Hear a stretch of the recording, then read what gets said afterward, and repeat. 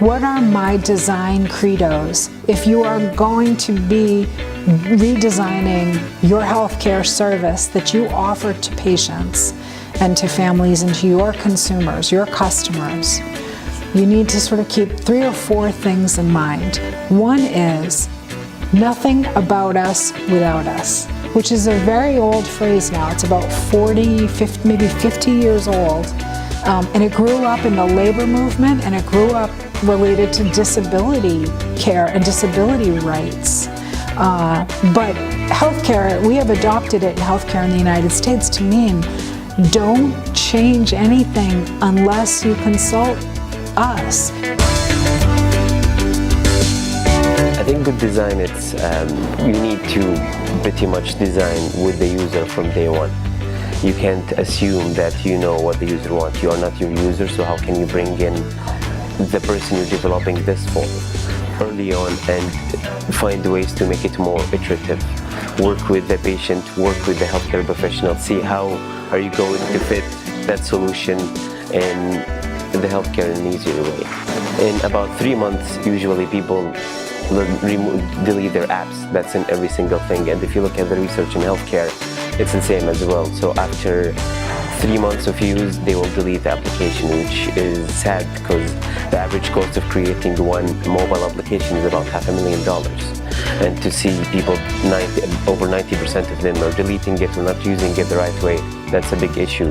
So then if you zoom in and try to find out why do people delete it or why is the attrition level so high, generally it's a bad design and a bad way of understanding how can we make this fit normally within the patient's life instead of forcing it into their patient's life. So how can we make it more usable and user-friendly to help increase that uptake?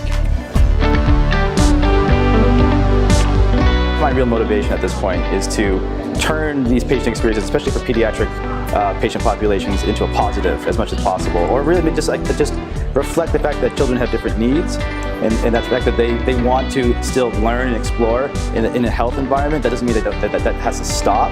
You can still even introduce what health is like, or the exploration around that, or even some of the wonders that they have, the crazy machine, or this procedure, or this medicine, or this technology.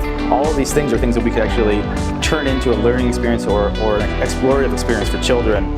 So that's been like my personal mission. A lot of the work that I've been doing now is actually in pediatrics when it comes to experience design. Really motivated just by seeing what it's like with my son in the amazing hospitals in Boston still kind of have the same struggles that are everywhere in this country. So my personal mission is my son and myself actually were recently diagnosed with a relatively rare genetic disorder. For me, I've had it my whole life and didn't even know I had it for in this 30+ years. But for my son, it manifested in a more impactful way.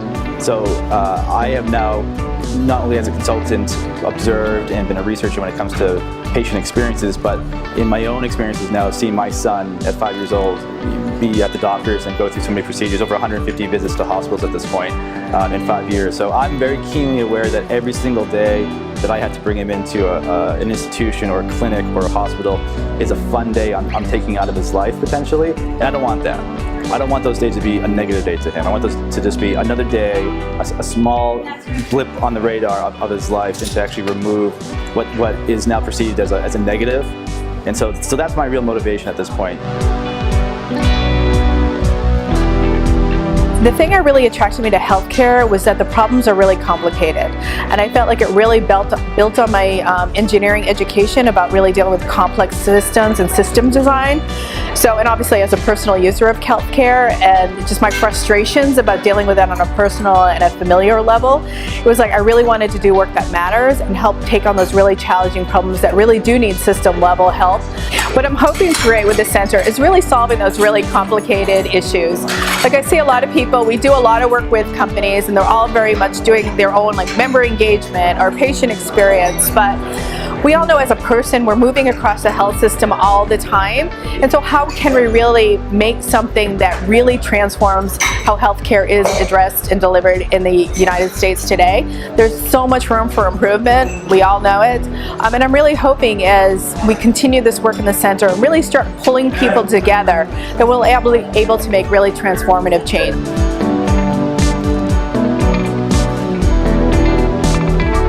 So how do you test that like along the way and like use that sort of like paradigm of like thinking and prototyping as way of like, you know, moving yourself to well-being, but also realizing that that's going to shift as time goes along or as, you know, other factors come into play. And so that's kind of, I think, like where my like strengths and skill set like are, like that, you know, what is the positive side of like what health and well-being can offer, and then also where's the sort of experimentation science-y side of things that I think I also bring to the table, that kind of analytics like meets like impact.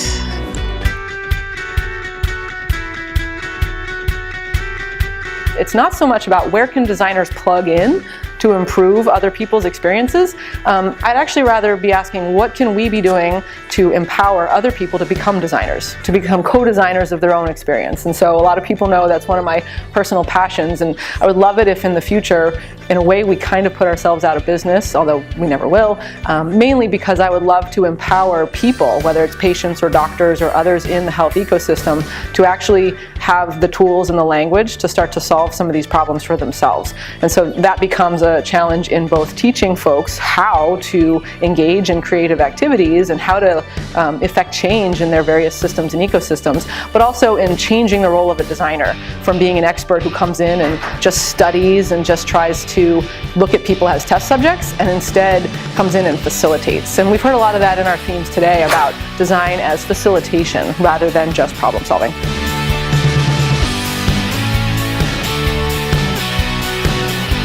What keeps me driven is the opportunity to design so many things, day-to-day products that we use, environments that we pass through, everything that we touch, and designing it in a way that preserves the dignity of everyone who interacts with those products and services and environments. Collaboration is a must anymore. Design is a team sport. There's no project that I work on where it's only an industrial designer. We have behavioral psychologists, we have sociologists, we have kinesiologists, we have human factor experts, industrial designers, visual designers.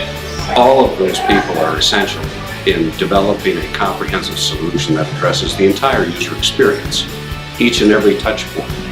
And that may be the physical product, the instructions for use, and the digital footprint on a website or on an app. That whole inclusive user experience is so important. And that's why collaboration is necessary, because it's so broad. That we can see that direct correlation to stress. And it's more important for us to also apply the lens of cultural competency, being culturally responsive.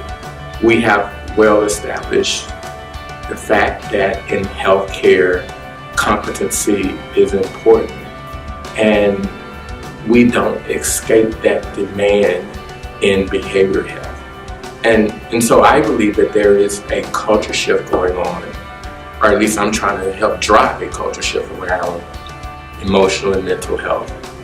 But I also think that as a part of that culture shift, those of us in public health and in the behavior health community, we have a responsibility to raise the awareness about the need of the cultural competency lens.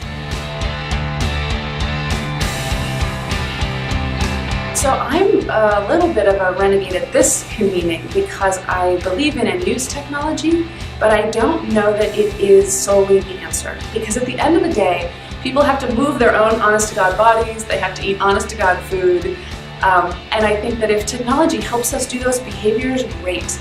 And I think that we can often intervene in a way that's more direct, that we can use economies of scale and we can use the power of community and social support to actually facilitate the behaviors we're seeking in a way that's fun, that's easy, that's accessible, that's democratized, rather than looping through technology to try to inspire people to do it on their own in a way that's fundamentally upstream from our culture. So yes to technology, and even more yes to the use of intentional community to make healthy living the default rather than consumption.